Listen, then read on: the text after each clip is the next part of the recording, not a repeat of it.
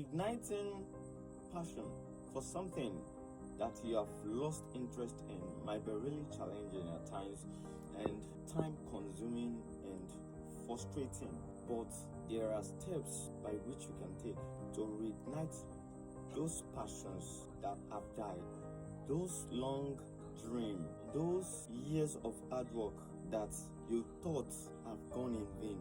You can reignite those dreams today. And what are the ways by which you can reignite the passions, the dreams that have died in you, the things that maybe you have thought about doing, and maybe due to the policies and the lack of resources, the economic standards, even your pocket, you weren't able to achieve it then, and you have lost interest for that particular thing. There are ways by which you can reignite them, you can resuscitate them back to life. And the number one way by which you can resuscitate your passion is for you to reconnect with your initial motivation. Reconnecting with your initial motivation at times might require you to drive back, to flash back to things that motivated you to start. It might require you to take things that motivated you to start, to sit down and think about what really prompted you in the first place. It is very important because every dream, every goal started for a particular reason. Another way by which you can reignite your passion for something you have lost interest in is by focusing on the process and not the outcome.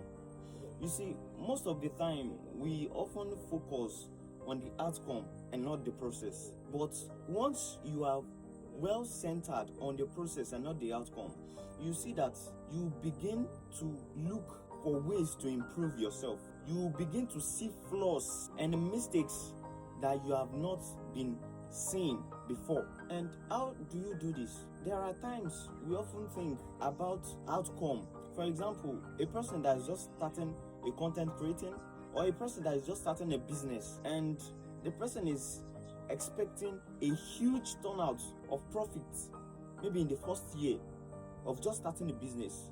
It's not possible. You have to focus on how is your product getting out, how are people using your product, how is your product serving the community, how are people feeling about your product and services. Do people like your service? Is your service satisfying? Are you in the right environment for the kind of service you are rendering?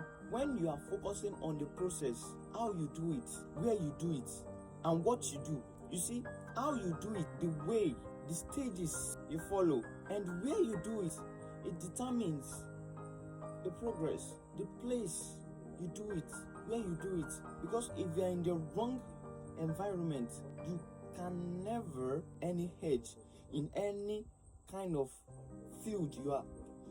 Being in the wrong environment is just like being in the wrong place at the wrong moment. Being in the wrong place is just like you being in a place without light. You being in a room, you being in a big fine mansion without a single light.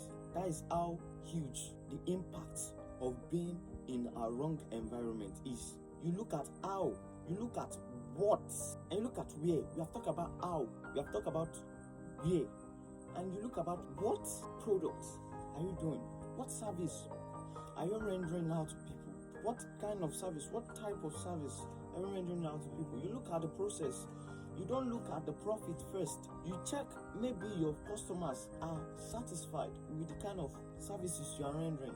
As a content creator, you don't look at the engagement, or although the engagement matters, but you don't look at the engagement first. You don't look at the number of followers, the number of likes, the number of clicks, the number of impressions, the number of views you have maybe on a particular video post. It doesn't really count, because once you are able to work on the process and you are able to build the process builds you and provide a better outcome for you. So you have to work on the process and not the outcome. The process is what builds the outcome.